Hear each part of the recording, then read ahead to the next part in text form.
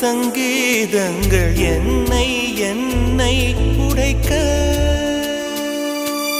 கண்களை திறந்து கொண்டு நான் கனவுகள் காணுகிறேன். கண்களை மூடிக்கொண்டு நான் காட்சிகள் தேடுகிறேன். உன் பொன்விரல் தொடுகையிலே நான் பூவாய் மாறுகிறேன். பூமியில் நாம் வாழும் காலம் தோறும் உண்மையில் என் ஜீவன் உன்னை